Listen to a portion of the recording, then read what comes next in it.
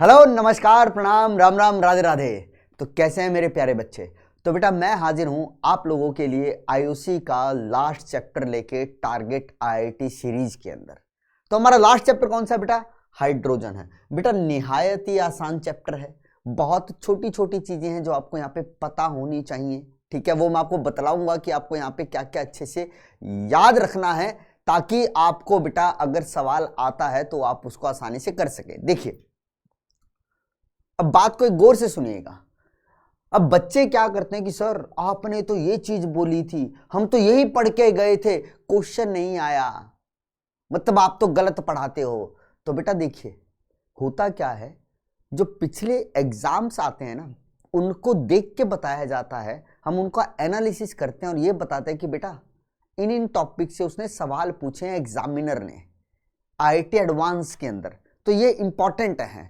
अब मान लो एग्जामिनर का दिमाग खराब हो, उसने कहा कि भाई मैं हर साल यहां से पूछ रहा हूं, इस बार नहीं पूछूंगा, इस बार मैं इस दूसरे टॉपिक से पूछूंगा, तो क्या कर सकते हैं? ठीक है, तो करनी आपको सारी चीजें हैं। मैं ये नहीं कह रहा कि जो जो मैं बताऊंगा सिर्फ वो करना, वो अच्छे से करना, उसके अलावा भी जो चीजें हैं वो भी आपको करनी है। ठीक है, एडवांस देने जा रहे हो ना बेटा, तो एडवांस को हल्के में नहीं ले सकते कि सिलेक्टेड टॉपिक किए और सर चले जाएंगे मुंह उठा के और हम एडवांस को फोड़ के आ जाएंगे, ऐसा नहीं होगा। ठीक है, चलिए बिना किसी देरी के स्टार्ट करते हैं। तो सबसे पहले तो हम ये चर्चा कर लेते हैं कि सर हमें ये बतलाओ कि हमें यहाँ पे पढ़ना क्या क्या है पहले, जो अच्छे से। तो बेटा सबसे पहले तो तुम्हें ये देखना है कि हाइड्रोजन को किस प्रकार से बनाया जाता है, हाइड्रोजन को बनाने की विधियां, ये तुम्हें अच्छे से पता होना चाहिए। H2 को बनाने की विधि,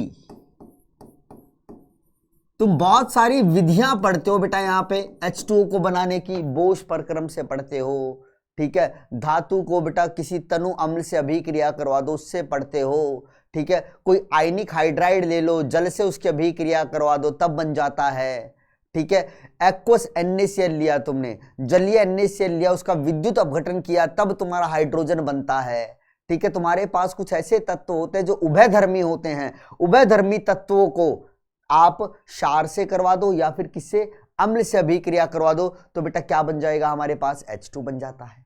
तो आपको वो सारी चीजें अच्छे से क्या होनी चाहिए मेरे बच्चे, पता होनी चाहिए, ठीक है। तो पहला तो ये काम है आपको, पहला तो ये काम है बेटा। दूसरा तो बेटा आप ना यहां पे क्या पढ़ेंगे, हाइड्रोजन के प्रकार पढ़ेंगे, ठीक है। एक तो क्या पढ़ोगे बेटा, जो हाइड्रोजन होती है ना, जो आणविक हाइड्रोजन है वो दो प्रकार के होते हैं, ऑर्थो हाइड्रोजन, पैरा हाइड्रोजन। इन दोनों में फर्क क्या होता है, इन दोनों में समानताएं क्या होती हैं, ये आपको अच्छे से पता होना चाहिए। फिर आप एक और यहाँ पे पढ़ते हो बेटा, यहाँ पे इसका वर्गीकरण हाइड्रोजन का, कि परमाणविक हाइड्रोजन होती है, एक आणविक हाइड्रोजन होती है, और एक तुम किसे क्या बोलते हो बेटा, नवजात हाइड्रोजन या शिशु हाइड्रोजन बोलते हो, ठीक है। ये तीन प्रकार की हाइड्रोजन होती हैं, कैसे बनती हैं वो, उनकी क्या क्या गुण है, ठीक है। इनमें से ज्यादा क्रियाशील कौन सी है, इनमें से ज्यादा स्थायी कौन सी है, ये सब आपको पता होना चाहिए। तो यहां पे क्या ले लेता हूं बेटा, हाइड्रोजन का वर्गीकरण, हाइड्रोजन का वर्गीकरण आपको बहुत अच्छे से और शानदार तरीके से पता होना चाहिए, ठीक है। Okay sir, okay sir. तीसरी चीज बेटा यहां पे आपका एक टॉपिक आता है, मृदुजल, कठोर जल। मृदुजल किसे कहते हैं, कठोर जल किसे कहते हैं, जल की कठोरता को दूर करने के लिए हमारे पास कौन कौन सी विधियां हैं, तो आपको वो पता होना चाहिए। तो सर यहां पे मैं क्या लिख रहा हूं, जल, कठोर जल को दूर करने की विधियां, ये ज्यादा इंपॉर्टेंट है। कठोर जल को दूर करने की जो विधियां होती है, क्लार्क, जैसे क्लार्क विधि आती है, ठीक है, काल्गन विधि आती है, ठीक है, परम्यूटेट विधि आती है तुम्हारे पास। तो इन विधियों से तुम जल की कठोरता को दूर करते हो। अब कठोरता भी जल की दो प्रकार की, अस्थायी कठोरता, स्थायी कठोरता, तो इसके बारे में आपको अच्छे से नॉलेज होना चाहिए, ठीक है। आपको सर ये तो पूरा चैप्टर ही लिख दिया, हाँ भाई पूरा चैप्टर ही है। कितना ही बड़ा चैप्टर है, छोटा सा तो चैप्टर है। अब इसके अंदर भी तुम सोचो रहे सर नहीं ऐसा नहीं होता, ऐसा ही होता बेटा, पढ़ना पड़ेगा, ठीक है, मेहनत करनी पड़ेगी, मेहनत करो और बस टिकाई से बैठ जाओ। चलो पहला सवाल देखो, पहला सवाल देखो, कहता है निम्नलिखित में से कौन सा सहसंयोजक हाइड्राइड के युग्म को दर्शाता है। यहां पे आपको हाइड्राइड बना के दिए गए हैं, आपको बताना कौन सा युग्म है जो सहसंयोजक हाइड्राइड को दर्शाता है। अब यहां पे एक बात सुनिएगा, मेरी एक बात सुनिएगा बेटा, बेटा जो एस ब्लॉक के होते हैं, यहां पे कुछ इंफॉर्मेशन आपको पता होनी चाहिए भाई, पता है तो ठीक है वरना नहीं भाई, ठीक है बेटा। जो एस ब्लॉक के तत्व हैं, एस ब्लॉक के तत्व कैसे हाइड्राइड बनाते हैं बेटा, आप कहोगे सर ये बनाते हैं हमारे पास आयनिक हाइड्राइड। हाइड्राइड को मैंने अंग्रेजी में लिख दिया भाई, मतलब जैसे NaH, CaH2, KaH, ठीक है, ये जितने भी क्या होंगे एस ब्लॉक के तत्व होंगे, अगर यदि तुम उनका हाइड्रोजन के साथ यौगिक बना दोगे तो वो यौगिक कैसे कहलाएंगे, आयनिक कहलाएंगे, मतलब वो आयन्स में टूट सकते हैं, सिवाय एक के, जो बेरिलियम है ना बेटा, बेरिलियम हाइड्राइड बनाते हैं BH2, और बेटा बेरिलियम के ज्यादातर यौगिक सहसंयोजक होते हैं, ये फजांस नियम की वजह से है, क्योंकि ये जो BH2 किस में टूटेगा बेटा, आप कहोगे सर ये टूटेगा Be+2 और H- में, और Be+2 का आकार इतना छोटा होता है कि सर इसकी जो क्या होती है पोलराइजिंग क्षमता होती है ना वो बहुत ज्यादा होती है, और उस क्षमता की वजह से सर यहां पे सहसंयोजक लक्षण ज्यादा आ जाता है। तो याद रखना बेटा ज्यादातर यौगिक जो होते हैं एस ब्लॉक तत्व के वो आयनिक होते हैं, किसको छोड़ के, बेरिलियम के यौगिक और मैग्नीशियम के यौगिक को छोड़ के। बेरिलियम और मैग्नीशियम के यौगिक कैसे होते हैं बेटा, ज्यादातर सहसंयोजक, बेरिलियम के तो सारे ही सहसंयोजक है, मैग्नीशियम के कुछ एक सहसंयोजक है, कुछ एक आयनिक है, वो याद करने पड़ते हैं। लेकिन बेटा बेरिलियम का मैं लिख रहा हूं, ये कैसा है, यहां पे सहसंयोजक है, ठीक है सर। सर जो पी ब्लॉक के तत्व हैं, पी ब्लॉक के तत्व हमेशा कैसे हाइड्राइड बनाते हैं बेटा, ये सहसंयोजक हाइड्राइड बनाते हैं सर। पी ब्लॉक का कोई भी तत्व लो और उसका हाइड्रोजन से अभिक्रिया करवाओ तो वहां पे कौन सा हाइड्राइड बनेगा मेरे बच्चे, सहसंयोजक हाइड्राइड बनेगा। कोई भी पी ब्लॉक का तत्व उठा लो, ठीक है सर। सर फिर डी ब्लॉक के आते हैं, सर डी ब्लॉक के जो हाइड्राइड होते हैं उनको क्या बोलते हैं, उनको बोलते हैं अरस समीकरण, अरस मिति हाइड्राइड बोलते हैं। मतलब अरस समीकरण मिति समझते हो ना, जहां पे बेटा हमारे पास पूर्ण संख्या में ना चीजें जुड़े हैं, जिससे पॉइंटों में आ जाए, दशमलव में आ जाए। तो याद रखो भैया डी ब्लॉक के क्या होते हैं, धात्विक हाइड्राइड होते हैं, ठीक है, या बोलो अरस समीकरण मिति हाइड्राइड होते हैं, सॉरी धात्विक हाइड्राइड तो ये हो जाएंगे, है ना, हाँ ठीक है सही है। तो ये चीजें हैं, तो देख लो भाई। अब सर CSH एस ब्लॉक का है तो आयनिक होगा, एल्यूमिनियम का है तो ये सहसंयोजक, तो यहां पे एक आयनिक है, एक क्या है बेटा हमारा सहसंयोजक, तो ये ऑप्शन तो गलत।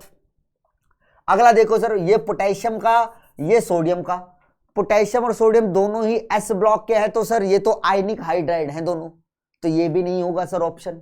सर BH2 और B2H6, सर अभी अभी आपने बताया एस ब्लॉक के अंदर बेरिलियम का जो हाइड्राइड होता है वो सहसंयोजक प्रकृति का होता है, और जितने भी पी ब्लॉक के तत्वों के हाइड्राइड होंगे वो भी क्या होंगे बेटा, सहसंयोजक। तो ये रहा देखो बोरोन पी ब्लॉक का, ये रहा एस ब्लॉक का बेरिलियम, तो ये दोनों सहसंयोजक, ठीक है। ये देख लो, देखो वेनेडियम किसका बेटा, वेनेडियम है डी ब्लॉक का तत्व, और देखो इसके साथ हाइड्रोजन कितने जुड़े हुए हैं, 0.56। ये 0.56 जुड़ने का मतलब क्या है, यहां पे पूर्ण हाइड्रोजन नहीं जुड़ा, यहां पे 0.56 दशमलव ही जुड़ा है। तो इसका मतलब सर जिसके अंदर दशमलव में चीजें जुड़ती हैं वैसे यौगिकों को तुम क्या बोलते हो, अरस समीकरण मितीय यौगिक बोलते हो। तो सर ये तो अरस समीकरण मितीय है, और सर ये क्या है पी ब्लॉक का, तो ये तो सहसंयोजक है, लेकिन ये सहसंयोजक नहीं है। तो यहाँ पे सही आंसर क्या होगा मेरे बच्चे, सी हो जाएगा। समझे कि नहीं समझे? देखो क्या घटना घटी है। ठीक है, आगे बढ़ो, आसान है।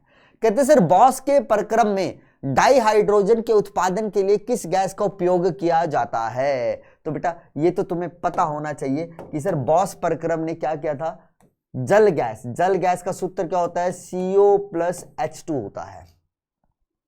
जल गैस को क्या बोलते हो बेटा तुम? CO+H2 बोलते हो। ठीक है, इस गैस का इस्तेमाल किया था बॉस ने बेटा, एक साइंटिस्ट था, उसने इस गैस का इस्तेमाल करके डाई हाइड्रोजन का उत्पादन किया था। अब कहोगे सर यहाँ तो पहले ही हाइड्रोजन है, क्या उत्पादन भैया?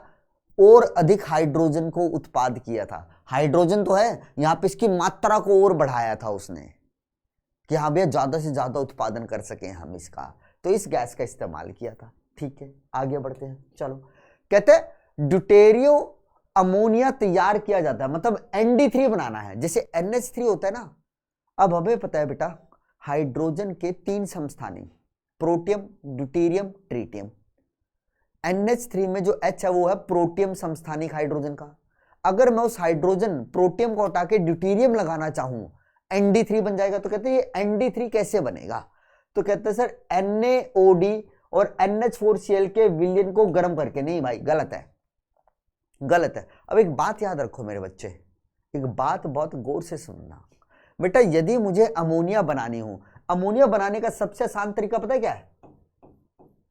नाइट्राइड लो और उस नाइट्राइड की अभिक्रिया H2O से करवा दो। सर ये नाइट्राइड क्या होता है? नाइट्राइड वो यौगिक होते हैं जिसपे नाइट्रोजन पे -3 आवेश आता, मतलब N-3 उपस्थित हुआ। अब ये N-3 क्या करेगा बेटा? इस जल से 3H+ लेगा और किस में बदल जाएगा बेटा? अमोनिया में बदल जाएगा।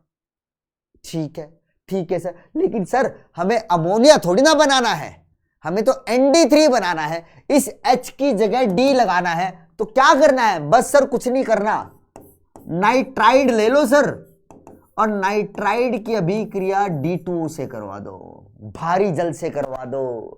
तो सर अब यहां से जैसे H+ निकलता था, यहां से D+ निकलेगा और वो D+ किससे अभिक्रिया करेगा? N-3 और ND3 बन जाएगा। तो अब ऐसा कोई ऑप्शन होगा यहाँ पे, देखो मैग्नीशियम नाइट्राइड पर भारी जल की क्रिया द्वारा, मैग्नीशियम नाइट्राइड पर भारी जल की। तो सर मैग्नीशियम नाइट्राइड का फॉर्मूला Mg3N2 होता है।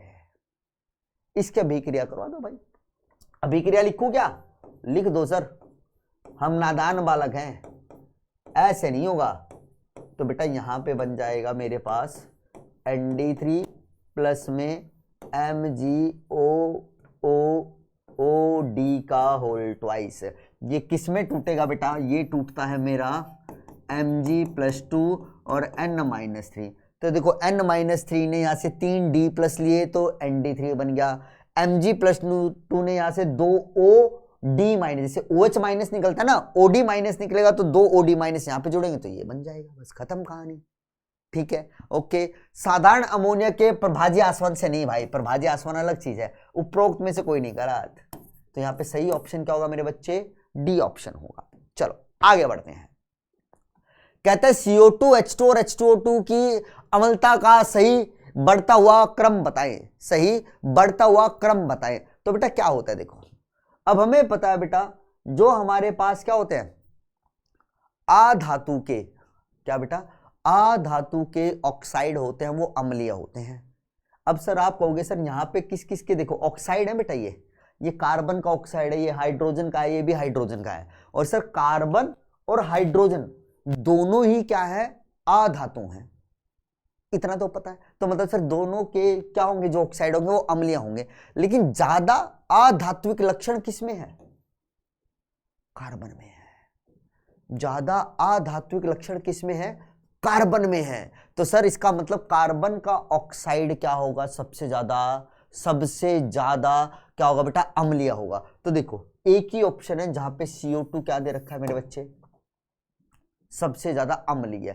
ठीक है, मान लो एक और ऑप्शन होता जहां पे CO2 होता, तो सर इन दोनों में तो हम आसानी से पता लगा सकते हैं। कैसे? देखो भाई, अगर मैं H2O2 की बात करूं तो ये H2O2 मुझे 2H+ निकाल के दे सकता है, ठीक है। और यदि मैं H2O की बात करूं तो ये क्या दे सकता है? ये भी मुझे 2H+ दे सकता है, एक तरीके से मान लू ना भाई। अब ये मत कहना सर 2H+ कैसे दे देगा, ये तो एक ही H+ देता है। हाँ जी ठीक है, चलो मान ले एक H+ एक OH- देता है, यही तो देता है। लेकिन बेटा H2O2 के अंदर अगर देखा जाए, देखो H2O2 की संरचना कुछ इस प्रकार की है और यहां पे किस प्रकार की है बेटा, इस प्रकार की है।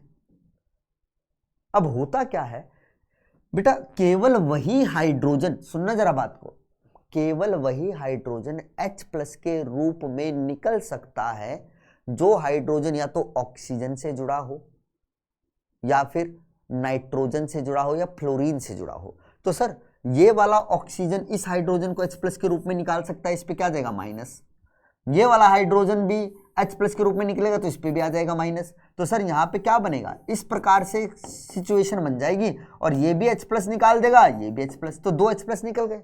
तो आप कहोगे सर यहां से भी तो निकल सकता है, निकाल के देखो। सर पहले H+ निकला तो क्या बना मेरे पास, हमारे पास ये चीज बन गई। अब बेटा देखने से लगता है सर ये भी H+ निकल जाए तो यहां पे O-2 आ जाएगा, लेकिन ये O- इसको H+ को निकलने देता ही नहीं है। क्यों सर, अगर H+ निकल के भागने की कोशिश करता है तो ये माइनस उस पर आकर्षण लगाता और अपने पास पकड़ के रखता कि ना बोला कहीं मत जा भाई, यहीं बैठा रहे, अगर तू गया तो मुझ पे -2 आवेश आएगा। और हमें पता है बेटा जैसे जैसे आवेश की मात्रा बढ़ेगी तो सर स्थायित्व कम होता है। तो ज्यादा H+ देने की क्षमता कौन रखता है, H2O2 या H2O, तो तुम कहोगे सर H2O2।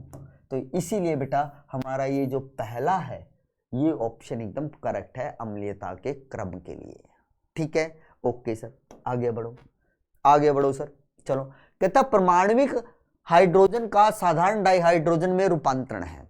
परमाणविक हाइड्रोजन क्या होती है, कहता है जब परमाणविक हाइड्रोजन किसमें बदलती है बेटा, साधारण हाइड्रोजन में बदलते हैं तो ये कैसा प्रक्रम होता है, तो बेटा बॉन्ड बन रहा है। देखो यहां पे परमाणविक हाइड्रोजन बहुत ज्यादा अस्थायी होती है, जैसी ही बनती है तो 0.03 सेकंड के बाद, मेरे ख्याल से या 0.3 सेकंड के बाद ना ये आपस में जुड़ जाती है।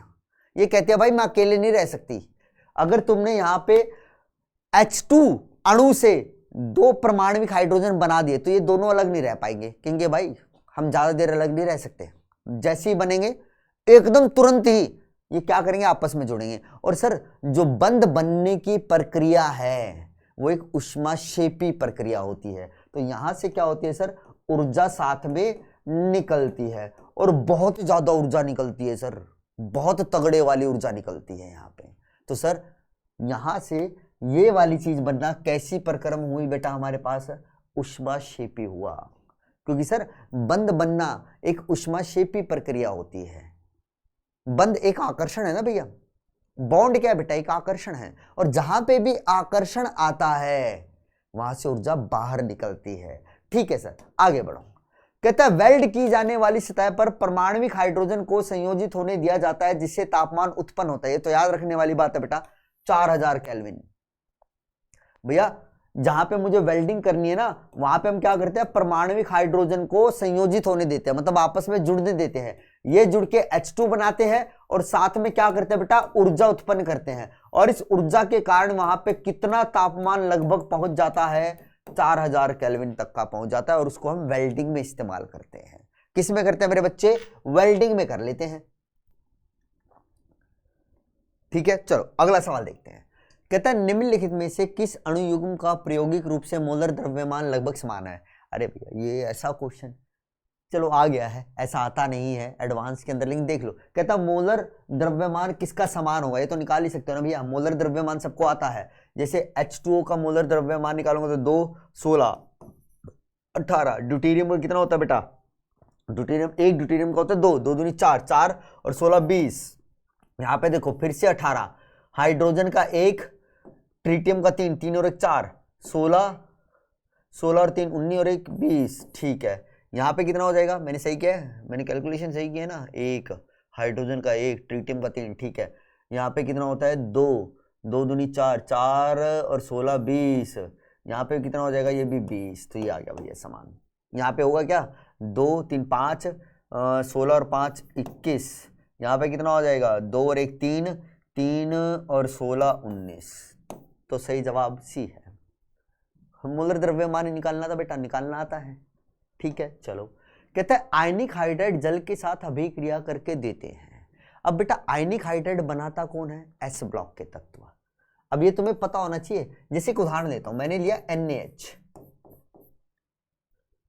ठीक है, NaH लिया। बेटा NaH को तुम क्या कह रहे हो, जल से अभिक्रिया करवा रहे हो, करवा देते हैं सर।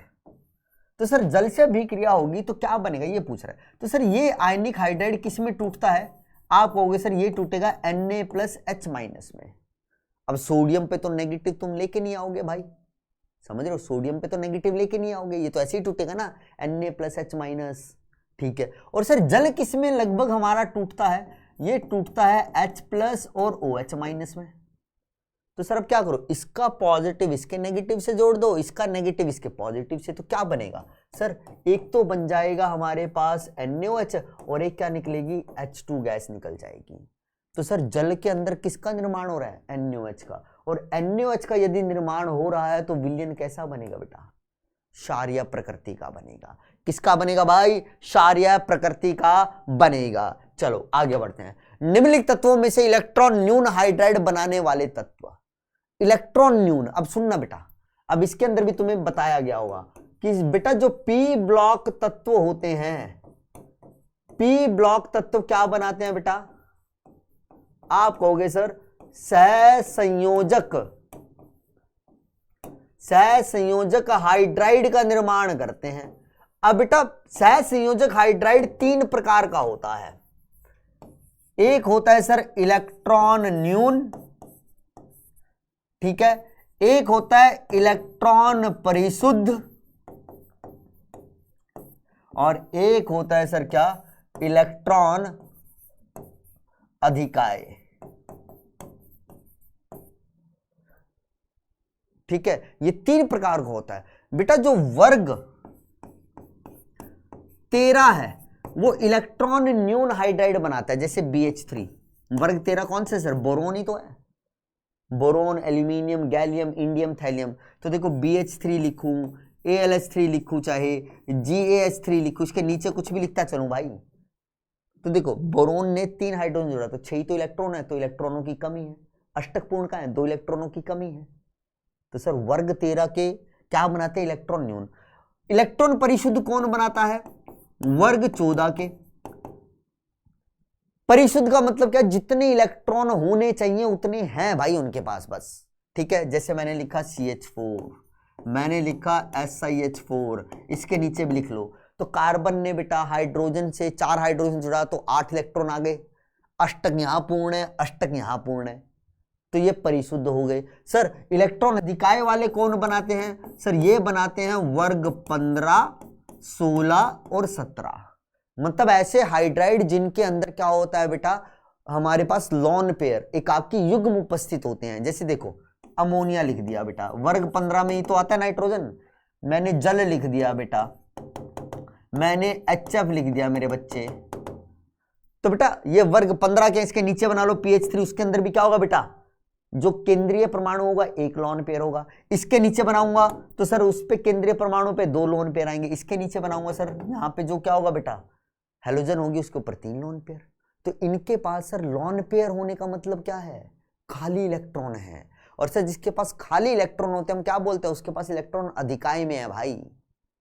तो ये बनाते हैं। तो तुमसे पूछा क्या इलेक्ट्रॉन न्यून हाइड्राइड कौन बनाएगा, तो सर वर्ग 15 का कोई तत्व होगा। देखो सीजियम तो सर क्या S ब्लॉक का, कैल्शियम भी S ब्लॉक का, मैग्नीशियम भी। तो देखो बोरोन ही तो बैठा है सर, बोरोन ही तो बैठा है। ठीक है, ओके सर आगे बढ़ते हैं। कहते हैं डाई हाइड्रोजन के भंडारण के लिए कौन सी धातु उपयोग की जाती है। तो बेटा इसको याद रखना बेटा, वो होती है पैलेडियम और प्लेटिनम। अगर हमें कहीं पे डाई हाइड्रोजन का भंडारण करना हो तो हम किसके ऊपर करते हैं बेटा, इन धातुओं के ऊपर करते हैं। ये याद रखने वाली बात है, आप इसको याद रखिएगा बस। ठीक है, ठीक है, ओके सर आगे बढ़ते हैं। कहते हैं सर्वाधिक शुद्ध डाई हाइड्रोजन किसके द्वारा निर्मित होती है। ये बात पल्ले गांठ मान लो, ये तो NCERT में भी है भाई। अगर आपको देखो हाइड्रोजन को बनाने की, हाइड्रोजन गैस को बनाने की विधियां बहुत सारी हैं, बहुते सारी हैं भाई। ठीक है, लेकिन तुम्हें बहुत शुद्ध मतलब 99% शुद्ध हाइड्रोजन गैस बनानी है तो उसका एक ही तरीका है, और वो क्या बेटा, बैरियम हाइड्रोक्साइड लो और उसका विद्युत अपघटन कर दो, इलेक्ट्रोलिसिस कर दो। तो यहां से ये जो हाइड्रोजन गैस बनेगी ना बेटा, ये क्या बनेगी, लगभग 99% शुद्ध बनेगी।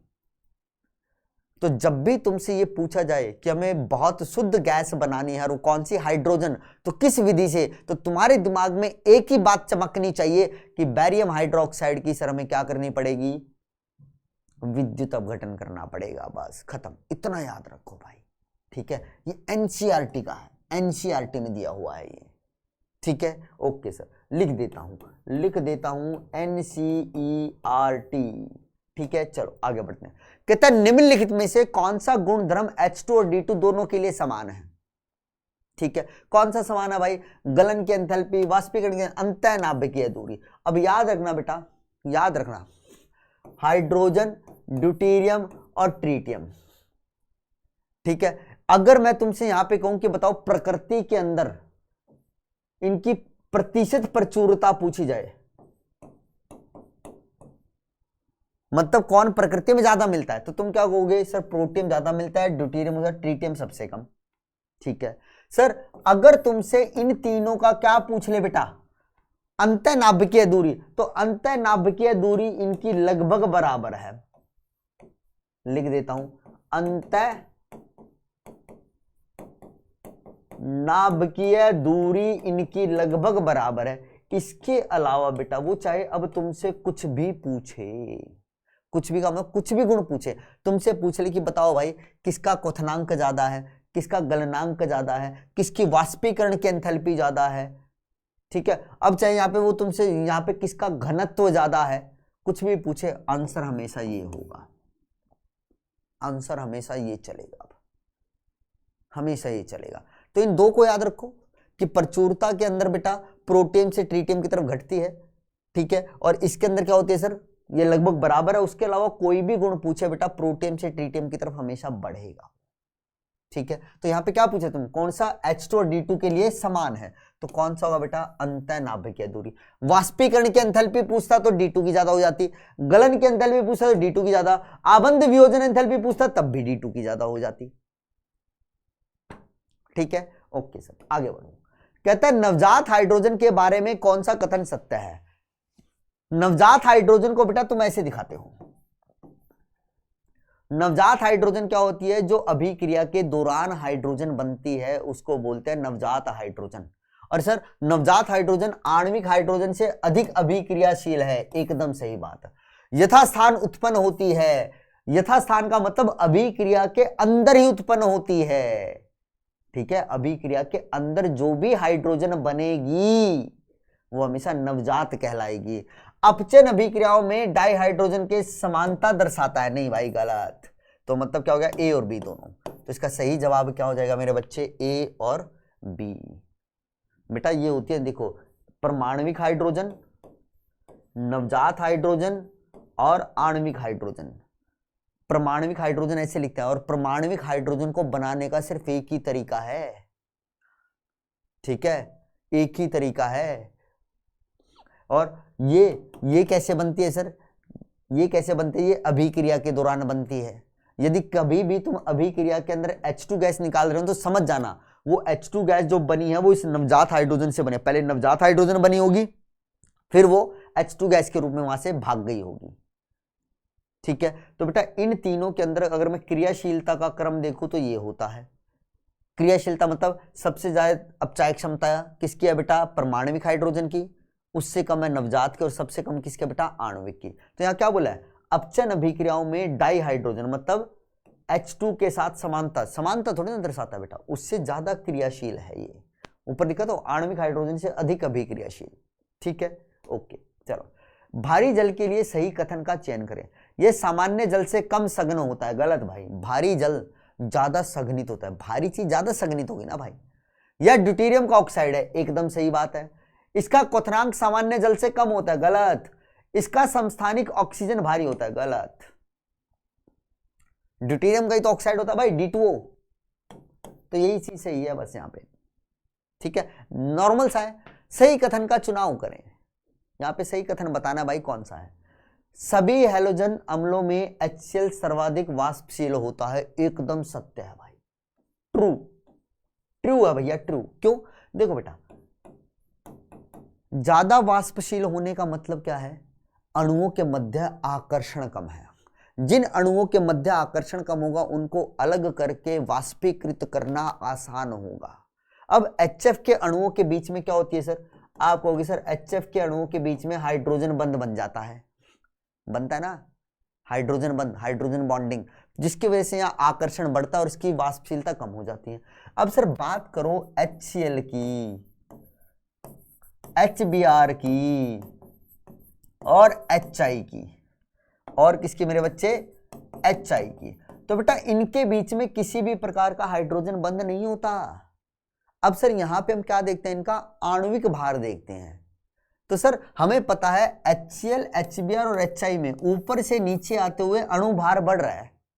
अब सर भारी अणु होंगे तो वो पास पास होंगे, तो उन भारी अणुओं को अब दूर करना क्या रहेगा मेरे लिए? मुश्किल रहेगा, क्योंकि भारी अणु जैसे जैसे होते चलेंगे बेटा वो अणु पास पास आते चलेंगे, क्योंकि उनकी क्या होगी बेटा, उनके अंदर जो क्या कहते हैं हम बोल सकते हैं बेटा, जो गतिज ऊर्जा होगी वो कम हो जाएगी। भारी चीज में गतिज ऊर्जा कम होगी ना भाई, भारी अणु होने की वजह से वो ज्यादा इधर उधर जा नहीं सकते, तो एक जगह बैठे रहेंगे, पास पास रहेंगे, और भारी चीज को अलग करना क्या रहता है सर? मुश्किल रहता है।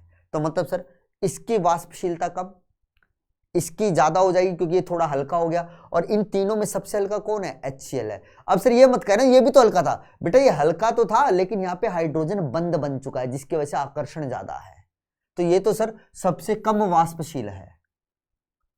लेकिन इन तीनों में ऊपर से नीचे आते हुए वाष्पशीलता कम हो रही है क्योंकि अणु भार बढ़ रहा है। तो सर पहली चीज ठीक हुई। कहते हैं अमोनिया की तुलना में HCl कम आसानी से द्रवीकृत होता है, ये भी सत्य है। बेटा अणुओं को द्रवीकृत करने का मतलब क्या है? दूर दूर अणु है, इनको द्रवीकृत करना है, तो इसका मतलब उनको पास पास ले आओ, क्योंकि सर दूर दूर है तो गैसीय अवस्था है, पास पास आएंगे तो क्या हो जाएगा सर? द्रवीकृत होंगे, और पास आ जाएंगे तो ठोस बन जाएंगे। तो सर अमोनिया अणु के बीच में क्या आता है सर? हाइड्रोजन बंध आता है। क्या आता है मेरे बच्चे?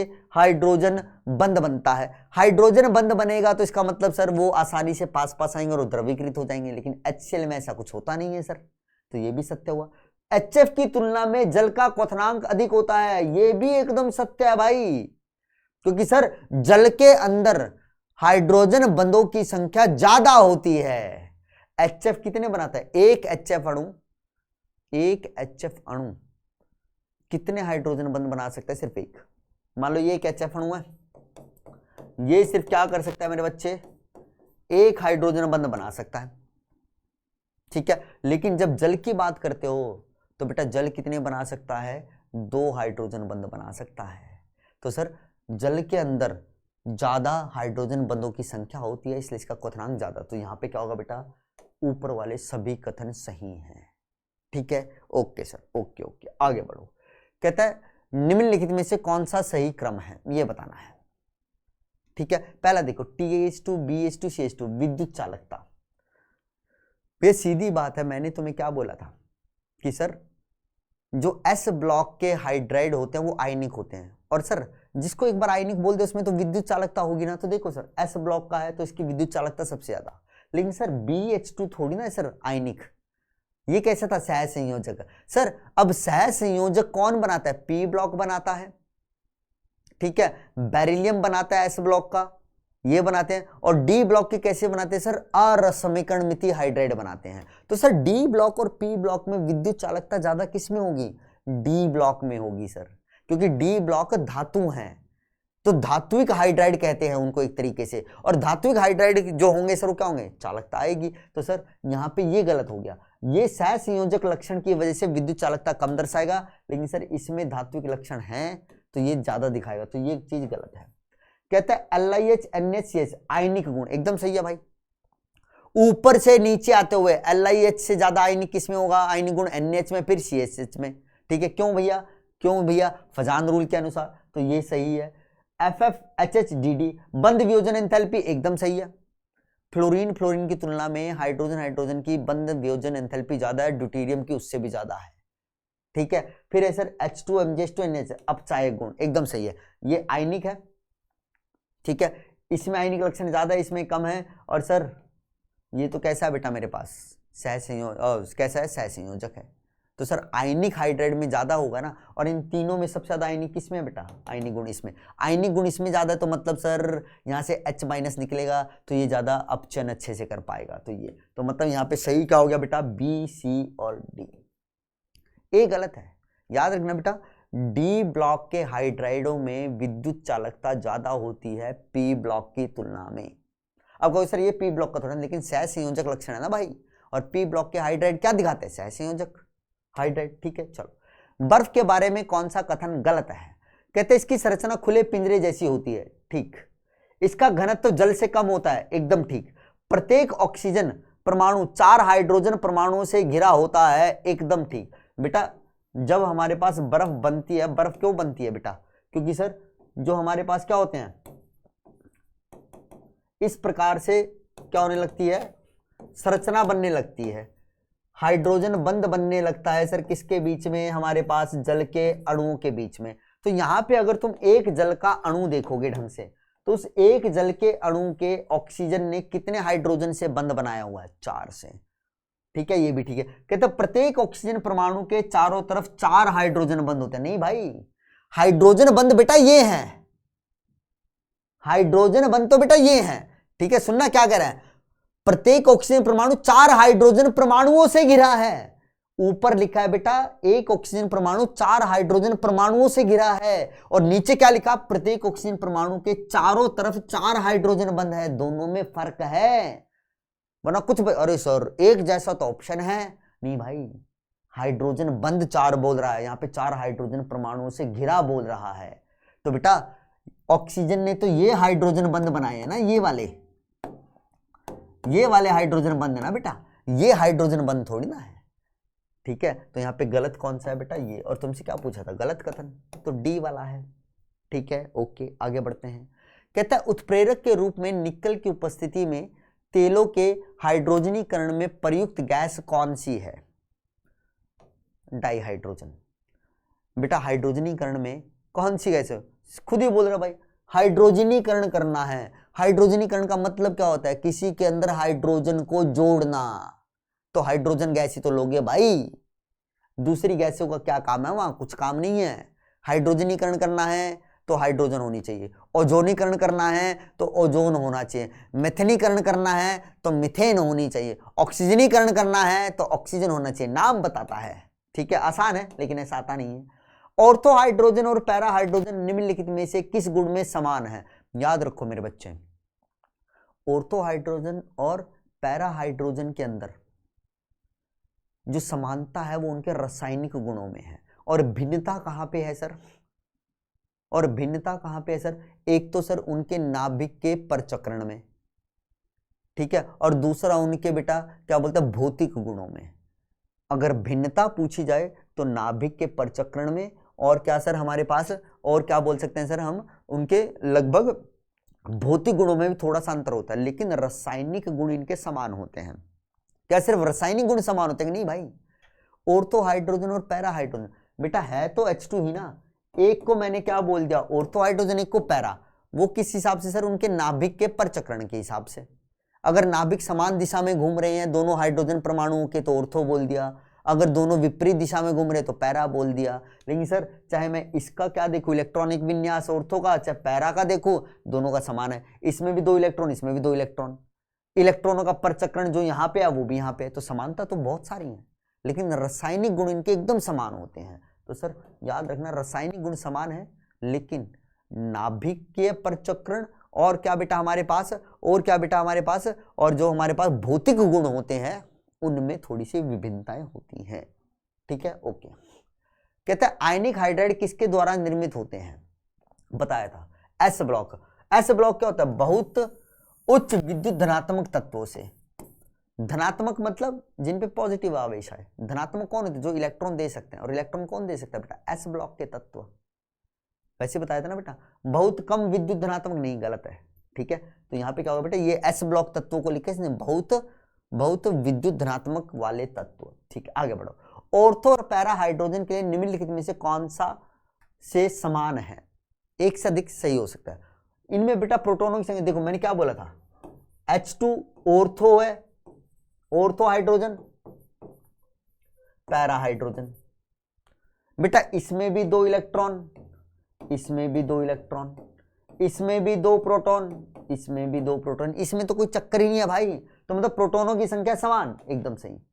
आणविक द्रव्यमान समान, ये भी प्रोटियम है, ये भी प्रोटियम ही है, तो ये भी एकदम सही है। नाभिके के परचक्रण की प्रकृति नहीं, ये अलग अलग होती है। यहां पे अगर मान लो एक हाइड्रोजन का नाभिक ये है, एक का ये है, तो अगर ये मेरे पास क्या बेटा समान दिशा में है तो ऑर्थो, अगर विपरीत दिशा में परचक्रण कर रहे हैं तो पैरा। तो ये समान थोड़ी ना। इलेक्ट्रॉनों के परचक्रण की प्रकृति ये भी समान होगी भाई, और रासायनिक गुण भी समान। तो देखो प्रोटोनों की संख्या समान है इन दोनों में, आणविक द्रव्यमान समान है, इलेक्ट्रॉनों का परचक्रण समान है और रासायनिक गुण, ये 4 चीजें समान है। बाकी कोई भी चीज पूछे भिन्न मिलेगी इनमें, बस इतना याद रखो, ठीक है। ओके सर, आगे बढ़ो। कहते हैं क्लार्क प्रक्रम द्वारा जल मृदुकरण में कौन सा शामिल नहीं है? बेटा क्लार्क प्रक्रम क्या होता है? देखो क्लार्क प्रक्रम जो होता है ना बेटा, सुनना अब ये तुम्हें याद होना चाहिए। क्लार्क प्रक्रम के अंदर तुम क्या करते हो बेटा, जो अस्थायी कठोरता है, अस्थायी कठोरता को खत्म करते हो। और अस्थायी कठोरता किसकी वजह से होती है बेटा? मैग्नीशियम और कैल्शियम के बाइकार्बोनेट की वजह से। मैग्नीशियम और कैल्शियम के यदि बाइकार्बोनेट उपस्थित हो जल के अंदर तो वहां पे अस्थायी कठोरता आती है। और सर क्लार्क विधि के अंदर जिस रसायन का तुम इस्तेमाल करते हो वो कौन सा होता है? कैल्शियम हाइड्रोक्साइड होता है।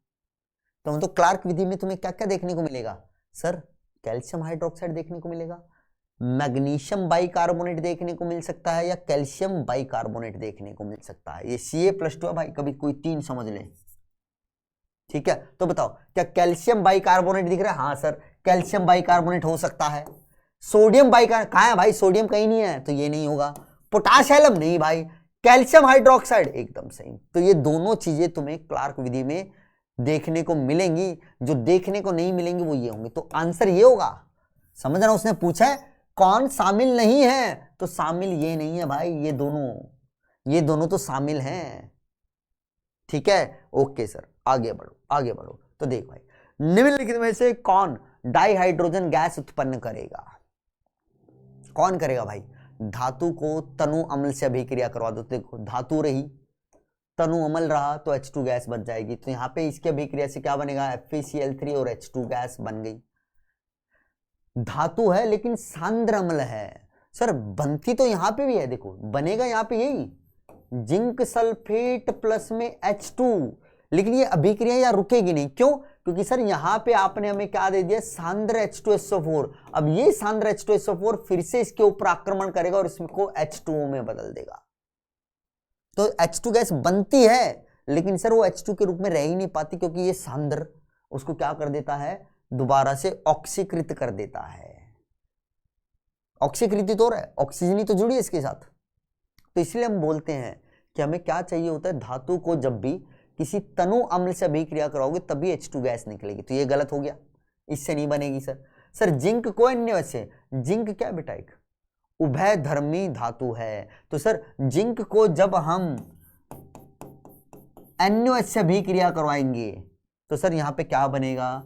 H2 गैस बनेगी और बनेगा हमारे पास NaZnO2। तो 2 दूनी 4, 2 2 2 इसको बोलते हैं सोडियम जिंकेट।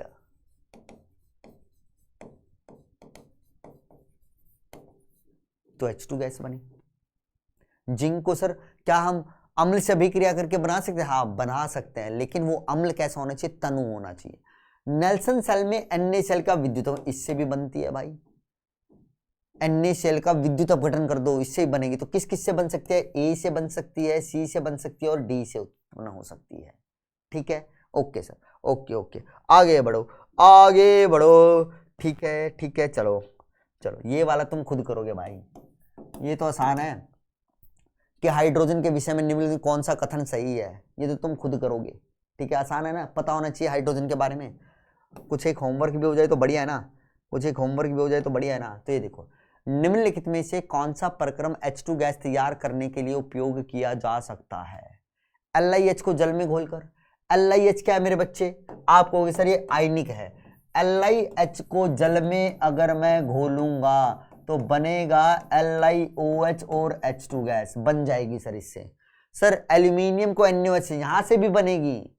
एल्यूमिनियम भी क्या है मेरे बच्चे? एक उभयधर्मी तत्व है। तो एल्यूमिनियम को जब हम करवाएंगे NaOH से, उभयधर्मी का मतलब क्या सर? एल्यूमिनियम को चाहे अम्ल से अभिक्रिया करवाओ चाहे क्षार से करवाओ, ये H2 गैस बना के देगा। तो H2 गैस यहां से भी बनेगी और साथ में क्या बनेगा मेरे बच्चे? यहां पे बनेंगे NaAlO2। इसको बोलते हैं सोडियम मेटा एल्यूमिनेट।